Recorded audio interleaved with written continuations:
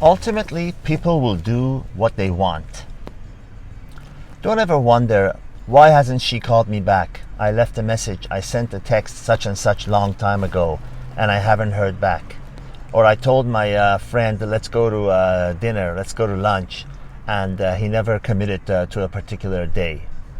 And I've heard people say, I'm dying to know why I haven't heard back from them.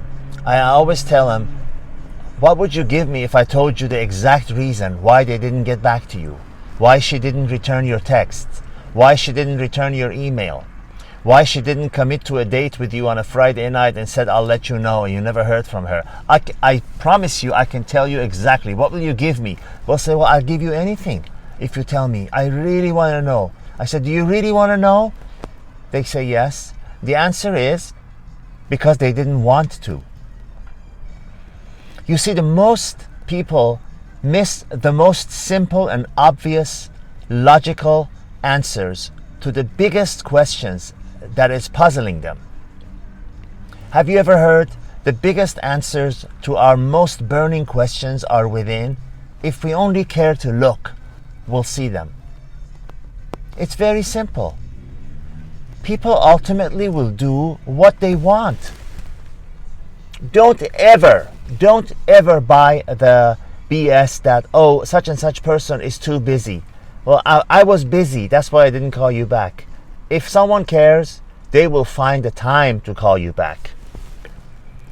If a busy executive like Jeff Bezos has time to find a lover and have a full-on relationship with her on the side while she's running the biggest company in the world, other people also have time to find when they want to do something, when they really want to do something.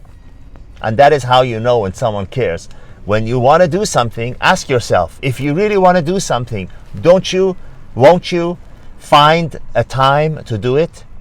No matter how busy you are, you'll find the time to do it. It's the same with others. All the answers are within. People ultimately will do what they want. Hence the age-old, timeless saying, you can lead a horse to water, but you cannot make him drink, because that's not what he wants to do. You can put a gun to their head and force them with a fear of death. There are some people that even they say, kill me, I'm not going to do it. So whenever you're puzzled, whenever you're wondering, whenever you have the slightest doubt why someone didn't do something, it's because they didn't want to. And if you have any ounce of respect, dignity, and intelligence, you will move on quickly. You don't go out with someone who cancels on you. You don't give them a second chance. No, not a second chance. Unless they had a car accident and they're in hospital, and you go to hospital and see them that they are, just unable to speak and talk, then okay, you'll give them a second chance. Other than that, it's an excuse. You were not important enough. You were not a priority. You didn't matter to them as much. Admit the hard facts to yourself before you learn it the hard way, and then you'll get through life so much more easier. You'll have such a better time. Employ logic and reason and have the courage to face reality as it is and not as how you want it to be. Life is hard. Life is hard. Every day you step out of your house, everyone's trying to get you. Everyone's trying to put one over you. But when you realize that, when you're prepared, the race goes to the prepared. Have you heard that? The race goes to the prepared. Not the fastest, not the best, but to the one that's most prepared. So be prepared for life. Be prepared to admit to yourself, understand why people are doing what they're doing. It's because they want to. Don't let anyone pull the wool over your eyes. I was busy. No one is that busy. So the next time you're wondering why someone didn't do something, even a male friend that you really want to get together, why didn't they commit to a lunchtime or dinner with you? Why did they rather go and do something else and instead of coming with you? Because that's what they wanted to do. That's where they wanted to be. And when it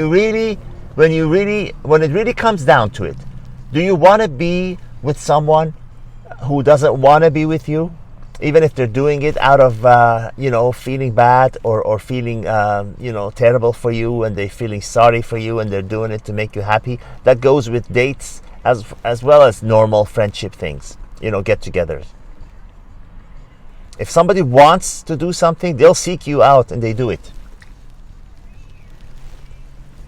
And people are not any different than you and I. If you and I don't want to do something, we'll find 1,000 excuses not to do it, right? Oh, I was busy. I had to do this. I had to do that. The dog ate my homework. The little kid didn't want to do his work. He'd rather play. He says the dog ate my homework. The purpose of this video is not to preach to anyone. Far be it from me to preach or teach anyone anything, but it is my purpose to share what I've learned. And if you are new to my videos, I have repeated it before, not to brag or anything, but to tell you where I'm coming from. I've got friends in all walks of life, and I can tell you that I have lived more than an average person has. And how can I tell you that? It's because I have traveled to about 150 countries, and I have friends and associates that range from a taxi driver, a struggling taxi driver, to someone who owns a multinational corporation. And I have friends who are single, never been married, and have been married. I have friends that have been divorced multiple times. I have friends that are staying in dead marriages, and I have very, very, very few friends who are, for lack of a better option, are in a marriage that they are kind of satisfied in. But they are the extreme minority. But the purpose of this video was for those who are wondering all over the world why someone didn't do something. Why didn't he return your call? Why didn't they do what they said they would do? It's because they didn't want to. Leave it at that. Leave it at that, and you'll have such a better quality of life. You have such a better time at it.